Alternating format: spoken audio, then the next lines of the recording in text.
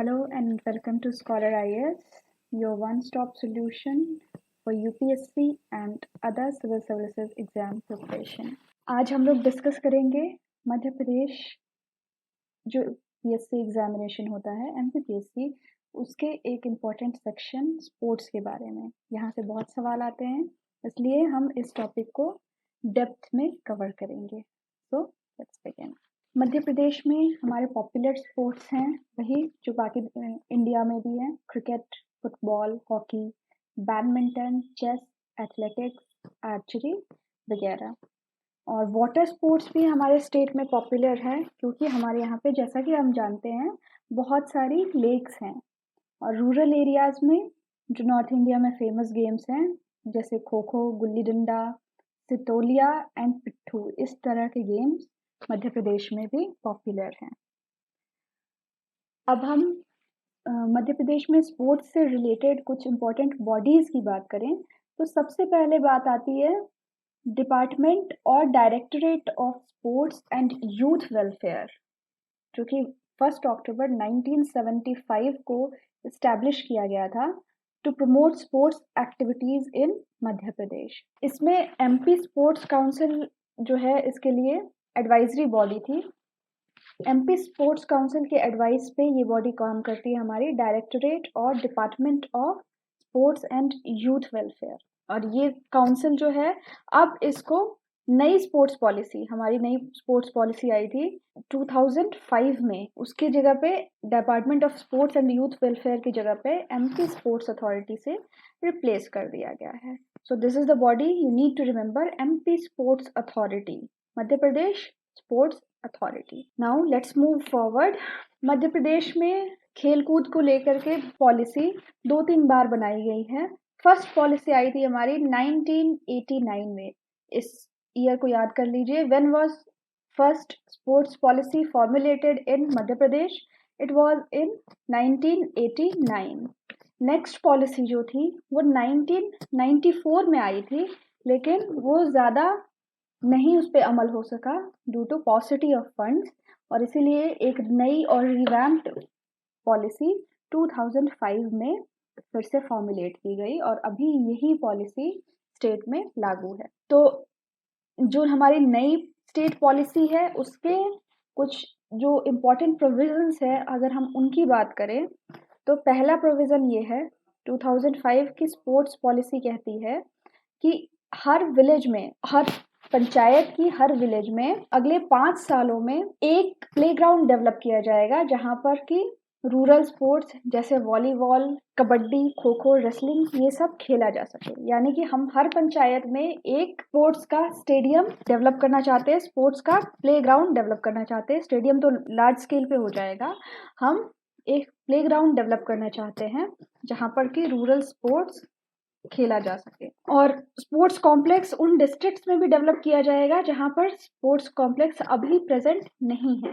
यानी हमारी सरकार चाहती है कि हर डिस्ट्रिक्ट में और हर पंचायत में खेल कूद को बढ़ावा दिया जाए। उसके बाद यूनिवर्सिटी लेवल पे सरकार चाहती है, स्टेट गवर्नमेंट चाहती है कि एटलीस्ट 3 आइडेंटिफाइड डिसिप्लिन्स में 3 गेम्स में डेवलप किया जाए इंफ्रास्ट्रक्चर को। जहां पर पॉपुलेशन 5000 से ज़्यादा है, ऐसे 381 विलेजेस हैं, वहां पे स्कूल एजुकेशन डिपार्टमेंट एक पीटीआई या गेम्स टीचर नियुक्त करेगा, है ना, फिजिकल ट्रेनिंग इंस्ट्रक्टर और games teacher on ad hoc basis.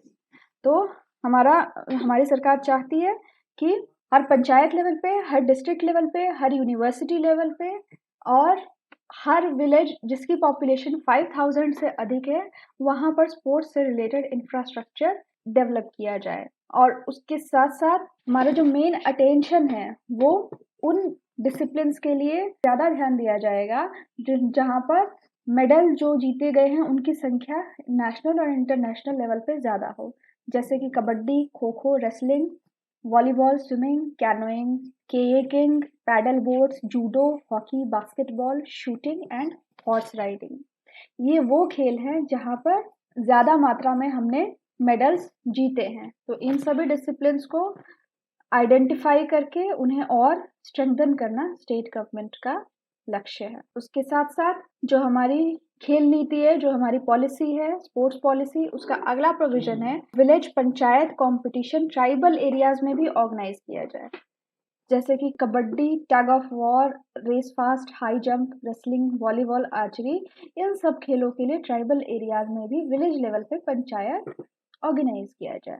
और उसके साथ साथ स्पोर्ट्स पर्सन को थोड़ी सी रियायत देते हुए ये सुविधा जो है इस पॉलिसी में निर्धारित की गई है कि उन प्लेयर्स के लिए जो कि फाइनल एग्जामिनेशन में अपीयर नहीं कर पाए due to participation in important national और इंटरनेशनल कंपटीशन, उनके लिए अलग से एग्जाम आयोजित किया जाएगा, यानी पढ़ाई पे फर्क ना पड़े, खेल कूद चलता रहे। हायर सेकेंडरी और मिडिल लेवल पे, हायर सेकेंडरी और मिडिल स्कूल लेवल पे एक कंपलसरी स्पोर्ट्स पीरियड इंट्रोड्यूस किया गया है जो कि 40 मिनट का होगा, और ये ट्राइबल डेवलपमेंट डिपार्टमेंट स्कूल्स में भी ये स्पोर्ट्स पीरियड इंट्रोड्यूस किया गया है, और एक फिजिकल इंस्ट्रक्टर को इन स्कूलों में डिप्यूट भी किया जाएगा। अगला प्रोविजन है कि जो डिपार्टमेंटल रूल्स है उनको मॉडिफाई किया जाएगा ताकि 5 से 10% मार्क्स जो है हम उन कॉन्ट्रेक्चुअल टीचर्स को दें जो कि स्कूल एजुकेशन और ट्राइबल वेलफेयर डिपार्टमेंट में अप्लाई करना चाहते हैं और वो स्पोर्ट्स पर्सन रहे हैं, और वो प्लेयर्स जो कि प्रोफेशनल इंस्टीट्यूशंस में एडमिशन लेना चाहते हैं और मध्य प्रदेश को नेशनल जूनियर या सीनियर लेवल पे या एज स्टेट प्लेयर वो रिप्रेजेंट कर चुके हैं और उन्हें गोल्ड, सिल्वर या ब्रोंज मेडल मिल चुका है, उन्हें एडिशनल 10, 6 और 4% respectively, 10% to gold medalist, 6% to silver medalist and 4% to bronze medalist, इतने मार्क्स का बेनिफिट उनको दिया जाएगा। और ये बेनिफिट सिर्फ एक बार एप्लीकेबल होगा। सभी लोग जो कि प्रोफेशनल इंस्टीट्यूशंस में एडमिशन लेना चाहते हैं, जैसे किसी को MBA करना है, वहाँ पे अगर स्पोर्ट्स पर्सन रहे हैं और अगर आपने मेडल जीता है तो आपको 10% और 6% और 4% marks you will be awarded. उसके बाद Olympic, world cup, world championship, Asian championship या नेशनल लेवल पे वो स्पोर्ट्स पर्सन जिन्होंने गोल्ड मेडल जीता है उनको सीधे सीधे गवर्नमेंट सर्विस में अपॉइंट कर दिया जाएगा। जैसे आपने सुना होगा ना कि अभी हाल ही में हिमा दास को आसाम गवर्नमेंट ने डिप्टी SP बनाया है, तो उसी तरह से स्पोर्ट्स पर्सन को इनकरेज करने के लिए मध्य प्रदेश गवर्नमेंट भी डायरेक्ट रिक्रूटमेंट करती है गवर्नमेंट सर्विसेज में, and it is of course based on their qualification after declaration by general administration department as an outstanding sportsman. और विक्रम अवार्ड एक अवार्ड होता है, हम इसके बारे में आगे पढ़ेंगे, उसको आउटस्टैंडिंग स्पोर्ट्समैन डिक्लेयर किया जाएगा बाय जनरल एडमिनिस्ट्रेशन डिपार्टमेंट और उसको गवर्नमेंट सर्विस में रिक्रूट किया जाएगा। नेशनल या इंटरनेशनल प्लेयर्स जो हैं स्पोर्ट्स के, उनको गवर्नमेंट ऑफिसर्स के इक्विवेलेंट ही ट्रीटमेंट दिया जाएगा। प्लेयर्स जो कि कंट्री को रिप्रेजेंट करते हैं और एक मेडल जीत चुके हैं इन रिकॉग्नाइज्ड कॉम्पिटिशन्स और वो 55 ईयर्स के एज के ज़्यादा हैं, तो उनको 5000 पर मंथ का ऑनरेरियम भी दिया जाएगा। तो हम स्पोर्ट्स को इनकरेज करने के लिए मध्य प्रदेश ने इतनी सारी पॉलिसीज बनाई हैं। अगला जो है हम देख लेते हैं पॉलिसी का पॉइंटर क्या है। स्पोर्ट्स अथॉरिटी ऑफ मध्य प्रदेश, इसका निर्माण किया जाएगा। साई है ना, स्पोर्ट्स अथॉरिटी ऑफ इंडिया, उसकी तर्ज पे स्पोर्ट्स अथॉरिटी ऑफ मध्य प्रदेश का निर्माण किया जाएगा, जो कि एग्जिस्टिंग स्पोर्ट्स काउंसिल है उनका विलय करके या उनको कन्वर्ट करके बनाया जाएगा। और ऐसा ही सेटअप डिस्ट्रिक्ट्स में भी इस्टेब्लिश किया जाएगा। डिस्ट्रिक्ट लेवल पे भी एक स्पोर्ट्स अथॉरिटी रहेगी जो कि स्पोर्ट्स को बढ़ावा देगी। अब जैसा कि हम जानते हैं भोपाल लेक वाला रीजन है, तो उसका जो अपर लेक और लोअर लेक है उसको मेन वाटर स्पोर्ट्स सेंटर के रूप में डेवलप किया जाएगा, जिसमें कि वाटर स्पोर्ट्स से related activities like canoeing, kayaking, rowing, wind surfing, wind skiing, sailing etcetera ये सब कंडक्ट किया जाएगा। और डिस्ट्रिक्ट लेवल पे एडवेंचर एक्टिविटीज जैसे कि ट्रेकिंग, रॉक क्लाइंबिंग, पैरासेलिंग ये सब डेवलप किया जाएगा। और स्टेट में इसके साथ साथ एडवेंचर जोन्स भी सेटअप होंगे जो एडवेंचर स्पोर्ट्स को प्रमोट करेंगे। नाउ ये हो गई हमारी मध्य प्रदेश की स्पोर्ट्स पॉलिसी। अब हम आगे बढ़ते हैं और मध्य प्रदेश में दूसरी जो स्पोर्ट्स से रिलेटेड बॉडीज हैं उनके बारे में जानते हैं। तो हमारी पहली बॉडी है स्पोर्ट्स अथॉरिटी ऑफ मध्य प्रदेश। इस बॉडी का निर्माण एमपी स्पोर्ट्स काउंसिल को रिप्लेस करके हुआ है और इस बॉडी के चेयरमैन होते हैं स्पोर्ट्स मिनिस्टर ऑफ मध्य प्रदेश। इसमें 8 एक्स ऑफिशियो मेंबर्स होते हैं और 8 अदर मेंबर्स होते हैं। पंचायत युवा क्रीड़ा और खेल अभियान, ये एक दूसरी स्कीम है। पंचायत युवा क्रीड़ा और खेल अभियान, जिसको कि PYKKA पाइका नाम से जानते हैं, ये स्कीम 2008 से 15 तक ऑपरेशनल रही। इसके तहत पंचायत युवा क्रीड़ा और खेल अभियान sports and youth welfare department of Madhya Pradesh द्वारा ऑर्गेनाइज किया जाता है और इसका एम है sports structure in rural areas को क्रिएट करना। जो हमारी पॉलिसी में दी गई थी इंफ्रास्ट्रक्चर का लक्ष्य, उसे हासिल करने के लिए पंचायत युवा क्रीड़ा और खेल अभियान स्कीम लॉन्च की गई थी फ्रॉम 2008 to 15। उसके अलावा अदर कुछ स्पोर्ट्स बॉडीज हैं। National cadet corps. National cadet corps as we know is operational throughout the country और इसके बारे में एक हमें जो है ब्रॉड ओवरव्यू रखना चाहिए क्योंकि स्पोर्ट्स से रिलेटेड चैप्टर है तो इससे भी पूछ सकता है। तो नेशनल कैडेट कॉर्प्स 1948 में स्टैब्लिश हुआ था on recommendation of Hridaynath Kunzru committee. Remember this, Hridaynath Kunzru committee के रिकमेंडेशन पे ये 1948 में हमारा एनसीसी स्टैब्लिश हुआ था and it is for pre employment training, right, pre employment training. तो बच्चों में जो हमारे कॉलेज ग्रोइंग यूथ है उसमें पेट्रियोटिज्म और कैरेक्टर की वैल्यूज को इनकलकेट करने के लिए एनसीसी को एस्टैब्लिश किया गया। इसमें कैडेट्स होते हैं जो कि एक रूपरेखा देखते हैं कि अगर वो आर्म्ड फोर्सेस ज्वाइन करेंगे तो वहाँ का माहौल कैसा हो सकता है। तो आर्म्ड फोर्सेस ज्वाइन करने से पहले अगर आप फील लेना चाहते हैं आर्म्ड फोर्सेस का तो आपको नेशनल कैडेट कॉर्प्स ज़रूर ज्वाइन करना चाहिए। And it is aimed at training of youth who could be called upon for service of the nation in case of need। और इसका मध्य प्रदेश में जो हेड ऑफिस है वो भोपाल में है। दूसरी हमारी स्कीम है नेशनल सर्विस स्कीम। इसका भी सेम पर्पस है, बस इसमें मिलिट्री टाइप का नहीं होता है, ये सिविल पर्पस से इसमें ये जो स्कीम है वो सिविल पर्पस की है। NSS aims at awakening the motive of national service among students. NCC में जहाँ ट्रेनिंग वगैरह कराई जाती है like you would do in armed forces, NSS में you have to do normal work like plantation etcetera. अब हम मध्य प्रदेश की स्पोर्ट्स एकेडमीज के बारे में देख लेते हैं। हमारी एथलेटिक्स एकेडमी ये 2016 में इस्टेब्लिश हुई थी। इसका हेडक्वार्टर है भोपाल में। शूटिंग एकेडमी 2013 में इस्टेब्लिश हुई थी, हेडक्वार्टर है जबलपुर में। क्रिकेट एकेडमी 2016 में इस्टेब्लिश हुई थी, हेडक्वार्टर है शिवपुरी में।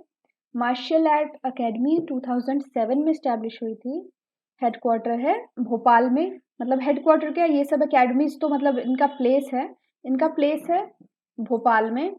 एमपी मेल हॉकी एकेडमी 2007 में इस्टेब्लिश हुई थी एट भोपाल। स्विमिंग एकेडमी 2008 में इस्टेब्लिश हुई थी एट होशंगाबाद।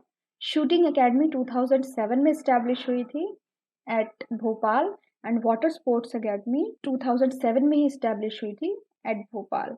इक्विस्ट्रियन एकेडमी 2007 में इस्टेब्लिश हुई थी एट भोपाल। इक्विस्ट्रियन मतलब घुड़सवारी। तो ये जो सारे एकेडमीज हैं आप देख रहे हैं कि ज़्यादातर का सेंटर जो है वो भोपाल में है और कुछ जो है इधर उधर भी हैं, but most of the them are in Bhopal. तो ये सारे जो फैक्ट्स हैं ये फैक्ट्स आपको याद कर लेने चाहिए क्योंकि एग्जाम में मोस्टली फैक्ट्स ही पूछता है। अब हम मध्य प्रदेश के स्पोर्ट्स अवार्ड्स की बात कर लेते हैं। मध्य प्रदेश में कुछ स्पोर्ट्स अवार्ड जो है स्टेट गवर्नमेंट ने इस्टेब्लिश किए हैं ताकि स्टेट के जो डिस्टिंग्विश्ड प्लेयर्स हैं उनको मोटिवेट किया जाए, उनको ऑनर किया जाए, रिकॉग्नाइज किया जाए। इन अवार्ड्स में है एकलव्य अवार्ड, पहला Eklavya award, and this award is functional since 1994। ये अवार्ड जूनियर प्लेयर्स को दिया जाता है, अंडर 19 प्लेयर्स को डिफरेंट स्पोर्ट्स में। It's not limited to only one sports, सभी स्पोर्ट्स के डिफरेंट प्लेयर्स को दिया जा सकता है to motivate them to reach new heights of success. और इसके लिए एक प्लेयर को एमपी का डोमिसाइल होना चाहिए, उसको पिछले 5 साल से स्पोर्ट्स में एक्टिव होना चाहिए और उसको किसी स्टेट या नेशनल लेवल के इवेंट में 2 साल तक पार्टिसिपेट करना चाहिए और कोई ट्रॉफी जीता हुआ होना चाहिए। हर साल मैक्सिमम 10 प्लेयर्स को ये अवार्ड दिया जाता है और प्राइस में इंक्लूड होता है 50,000 rupees cash, certificate, tie, blazer and shield. Next award is Vikram award. ये 1990 से दिया जा रहा है और ये अवार्ड सीनियर प्लेयर्स को दिया जाता है, जहां एकलव्य अवार्ड जूनियर प्लेयर्स को दिया जाता है। विक्रम अवार्ड 19 ईयर्स से ऊपर के प्लेयर्स को दिया जाता है इन डिफरेंट स्पोर्ट्स। इसका एलिजिबिलिटी क्राइटेरिया एकलव्य अवार्ड्स के समान ही है। आपको 5 साल तक एक्टिव 5 साल पहले से एक्टिव होना चाहिए स्पोर्ट्स में और कोई ट्रॉफी जीतनी चाहिए। इसका प्राइज मनी होता है कैश 1 लाख रुपीज, उसके साथ साथ ब्लेजर, टाई और शील्ड भी दिया जाता है। Third award is Vishwamitra award. ये 1994 से दिया जा रहा है और ये अवार्ड कोचेस को दिया जाता है, जहां एकलव्य अवार्ड और विक्रम अवार्ड प्लेयर्स को दिया जाता है, विश्वामित्र अवार्ड कोचेस को दिया जाता है। और एलिजिबल होने के लिए कोच को एक ट्रेंड प्लेयर होना चाहिए जिसने कम से कम 2 गोल्ड मेडल जीता हो या 4 सिल्वर मेडल जीता हो या 6 ब्रॉन्ज मेडल जीता हो in last 4 years in any national event, या फिर किसी इंटरनेशनल इवेंट में कोई भी मेडल कोई जीता हो। ऐसे कोच को विश्वामित्र अवार्ड प्रदान किया जाता है और इसके प्राइस में इंक्लूडेड है 31 lakh rupees cash, blazer, tie and shield. ये हमने देख लिया मध्य प्रदेश के 3 स्पोर्ट्स अवार्ड्स के बारे में and we will cover about next of the awards in next of our slide. हम लोग नेक्स्ट लेक्चर में बाकी अवार्ड्स को देखेंगे और उसके साथ साथ नेक्स्ट टॉपिक्स के बारे में भी पढ़ेंगे। आप मुझे ज़रूर बताइए कि आपको कैसा लग रहा है और इसके साथ साथ हमारे चैनल को लाइक करिए, सब्सक्राइब करिए।